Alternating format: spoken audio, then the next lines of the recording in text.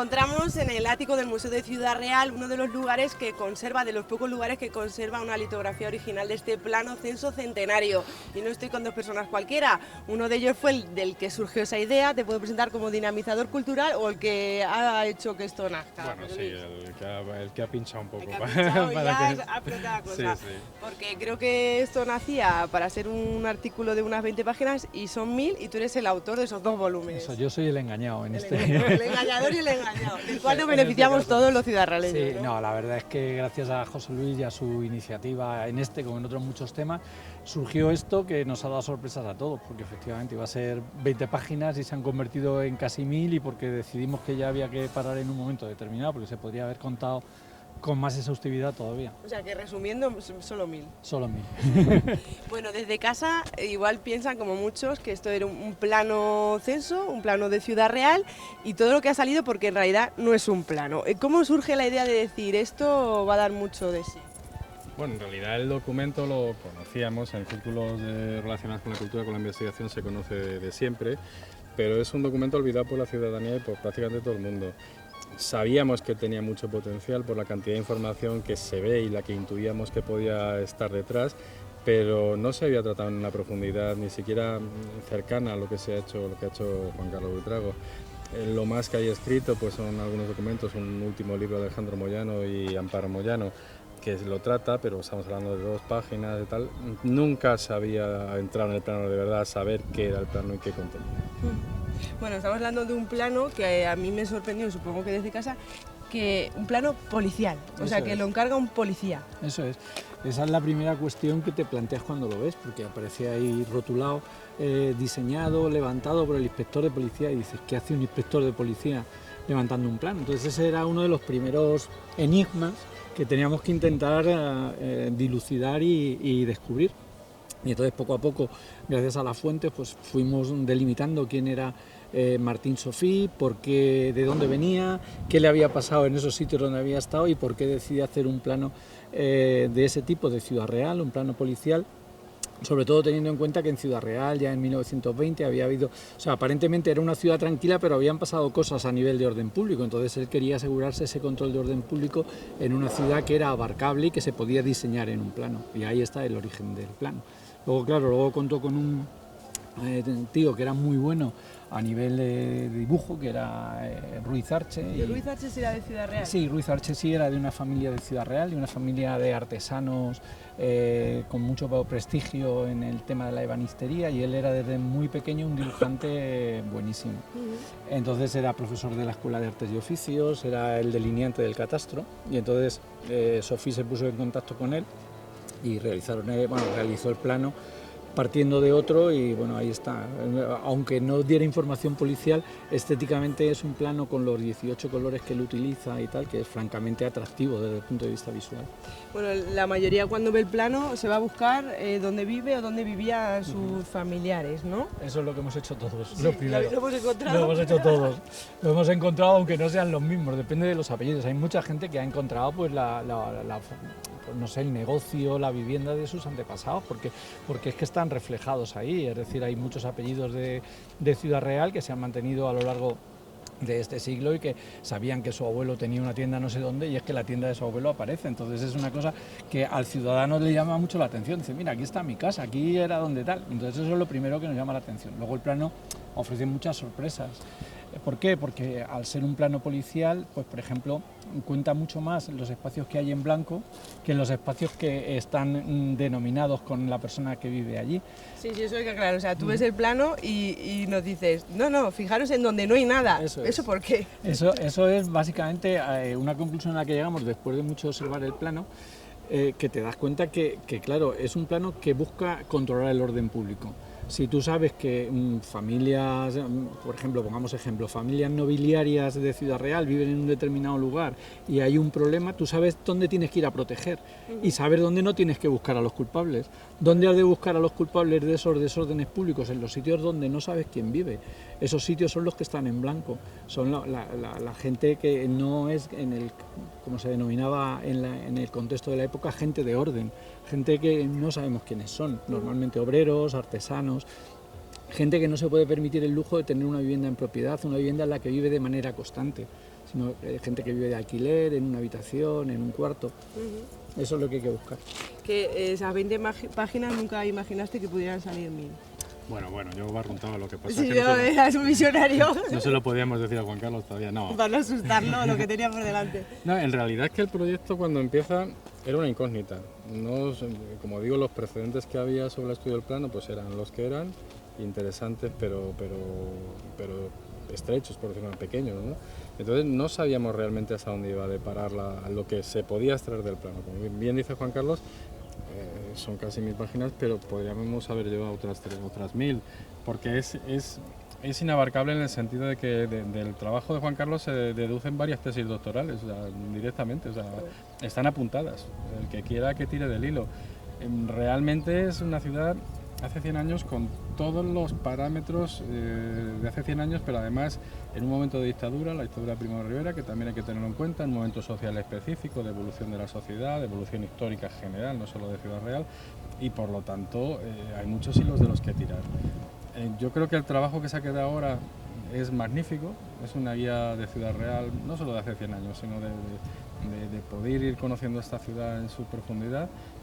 Es un plano excepcional en el sentido de que teníamos planos previsuales, teníamos el plano de Coello de 1850, tenemos varios planos históricos, pero ninguno ni de lejos llega a aportar, aparte del nomenclator de las calles, la cantidad ingente de información, no solo de las calles, sino social, de comercial, de negocios, de industria, que aporta el plano Sofía. En ese sentido, el trabajo es una excepcionalidad absoluta, es único en su género en España.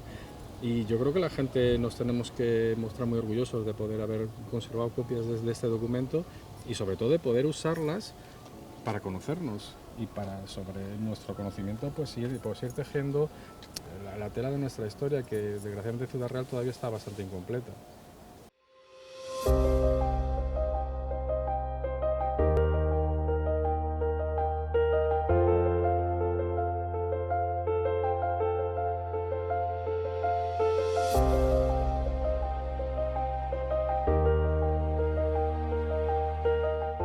Casualmente, y es casualmente, se cumplen 100 años, sí. Pero eso lo encontraste por casualidad. Pues la verdad es que empezamos a trabajar en el proyecto y Juan Carlos se dio cuenta que era el centenario este año, o sea, esto fue 2024 y en 2010, que es el centenario es el año que viene, entonces ya mal para él porque tuvo que meter más el turbo porque queríamos llegar a la efemérides, creíamos que era interesante llegar a la efemérides. O sea que se cumplen 100 años y te dice, pues olvidadme esto, pero lo queremos antes de que acabe el año. Y cuéntanos cómo ha sido ese proceso de elaborar todo esto. Es que aquí el inductor necesario, que es este señor, te convence y te mete el gusanillo en el cuerpo, ya es un cómplice más que otra cosa. Entonces empiezas a investigar, te das cuenta, hablas con él, le dices, porque él como editor siempre está ahí, entonces le digo, oye, que me acabo de dar cuenta de esto, pues a ver si nos da tiempo. Y bueno, y ahí entre los dos, más o menos hasta que fuimos, pero bueno, te mete prisa porque sabes que lo quieres acabar, porque tiene sentido acabarlo justo cuando vas en el centenario. Entonces eso fue lo que ocurrió en ese tema. En la presentación de la exposición, que ha estado todo el mes de octubre aquí en el antiguo casino, comentaban lo difícil del proceso de investigación, sobre todo por el tema de las fuentes de las fotografías, ¿no? Eso es. Sí, yo quise incidir en eso en la presentación y también ahora que tú lo dices, aprovechar para comentarlo, porque no hay demasiadas fotografías que no fueran conocidas, es decir, hay muchas fotografías que en distintos blogs que estaban al alcance de la gente, etcétera, etcétera. Hay algunas que incluso son muy conocidas y que no va a encontrar la gente en el libro. ¿Por qué? Pues porque no hemos podido documentar la fuente. Todas las fotografías que hay en el libro, y eso es un trabajo enorme, están documentadas. Es decir, cualquier ciudadano que se enfrente al libro y vea una imagen que le llame la atención, va a poder ir a la fuente y ver dónde está y en qué contexto está. La mayoría de las fotografías que conocemos de Ciudad Real estaban absolutamente descontextualizadas, es decir, eran fotos que estaban ahí, que casi alguien podía sospechar que eran de una colección particular, no siéndolo, y hemos encontrado pues desde restos de recortes en prensa con fotografías que luego se han, en fin, auténticas barbaridades que no es el momento de comentar, pero que sí que el libro tiene o deja el pozo de decir ahora sí sabemos de dónde viene cada una de las fotografías que hay.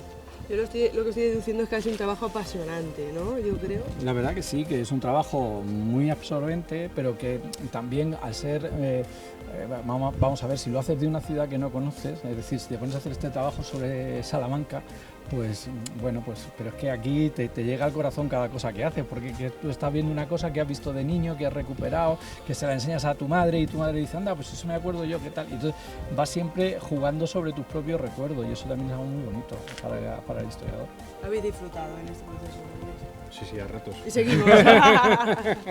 Sobre todo con esa tilde importante, ¿no? Sí, bueno, esa es una curiosidad en la que caímos hace escasamente 3-4 meses, ¿no? En Ciudad Real no sabíamos si era Sofi o Sofí. Parece una nimiedad, de alguna manera lo es, ¿vale? Lo importante es el personaje. Pero ya trabajando una tarde sobre el plano, ampliándolo, porque claro, es tanta la información en tan pequeñita que vas ampliando en pantalla de ordenador y ya en la palabra de Heredia, del inspector jefe, nos dimos cuenta que había 3 is. A priori si miras esas 3 is parecen iguales, pero ya en una ampliación te das cuenta que Sofí tiene tilde. Entonces, en Heredia veías una i sin tilde y en Sofí ves que la tilde, Ruiz Arche la dibuja muy pequeñita y hacia abajo, con lo cual parece que no hay tilde, ¿no?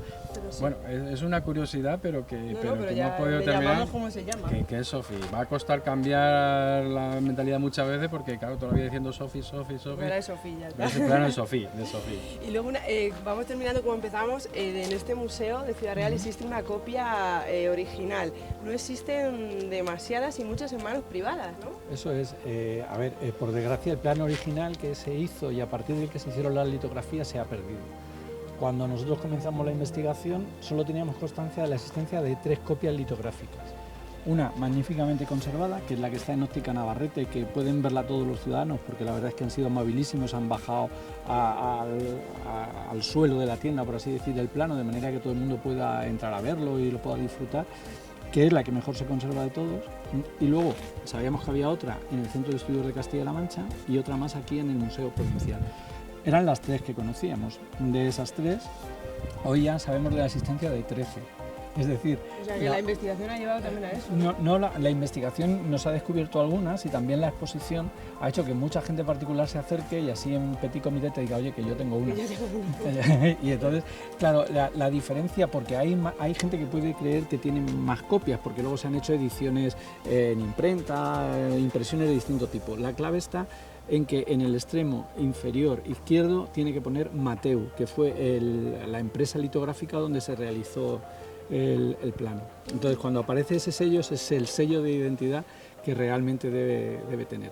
Entonces, ahora mismo sabemos que hay uno en el Ayuntamiento de Piedrabuena, otro en el centro. Curioso, ¿no? Curioso, que sea Piedrabuena. Sí, además porque es que... el de Ciudad Real no es original, el que en el Ayuntamiento. No, el del Ayuntamiento no es original.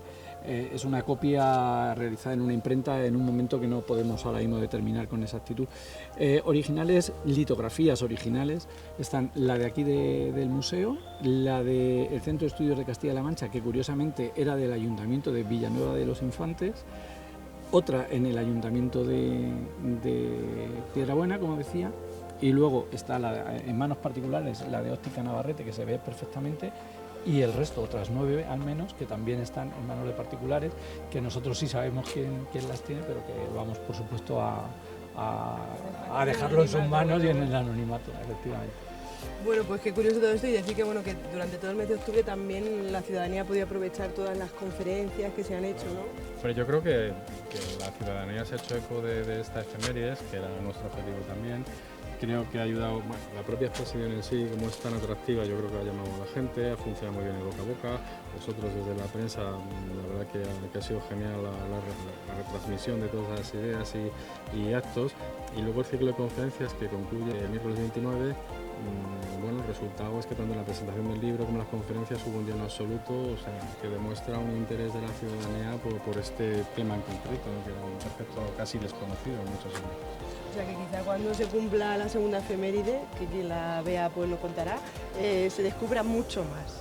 Hombre, vamos a ver si se puede descubrir muchas cosas antes, ¿no? Por lo menos que nos pille todavía en Ya condiciones. hemos empezado. Nada, y estos proyectos que son tan sociales, tan abiertos, la verdad es que generan muchas sorpresas. Uno de ellos, pues el descubrimiento, el afloramiento de originales, que para nosotros es importante. Pero es verdad que mucha gente te llega ya pues con la fotografía de tal, incluso con las correcciones, que está bien, ¿no? Porque las fuentes son las fuentes y a veces las fuentes no lo dan todo, ¿no? Entonces, pues hay gente que su familia tenía no sé qué tal.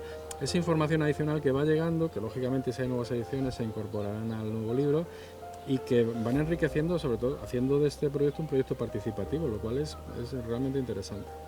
Muy bien, pues Juan Carlos, después de Pulgar al vecino y otros libros de esta época, esto sí ha sido un reto, ¿no? Esto ha sido un nuevo reto, sí, un nuevo reto porque ha sido un esfuerzo y sobre todo lo que te decía antes, que es algo que sentimentalmente te ayuda, porque después de un tema tan duro como era Purgar al vecino, donde también sentimentalmente lo pasabas francamente mal, esto te ayuda a ver lo bonito que era Ciudad Real, lo bonito que sigue siendo, que hemos perdido muchas cosas, pero que también tenemos otras que hoy es necesario mantener y hay que insistir en eso. Nos queda mucho patrimonio que hay que mantener. Y luego porque nos da una idea de la vida social y económica de la ciudad muy precisa. Es a través de una imagen la cantidad de cosas que se pueden reconstruir de la vida de la gente que vivía en la ciudad hace 100 años. Yo el libro se lo dediqué a mi abuelo, que vivió esa época en su juventud y que luego me paseaba, yo lo recuerdo de niño, por las calles y bueno, pues me ayudó a mirar Ciudad Real de otra manera, ¿no? Entonces yo creo que tenemos una ciudad que aunque va a la capitaleja, tal, bueno, pues tiene muchas cosas y debemos de mantenerlas y los ciudadrealeños sentirnos orgullosos de esto. Pues claro que sí. Pues muchas gracias por cogerle el guante a esta idea loca que ha dado tanto de sí lo que queda. Sí, no, muchas gracias a vosotros y esperemos que, bueno, no va a ser la última seguro, Seguro. pero esperemos que pronto tengáis más noticias de otros proyectos interesantes.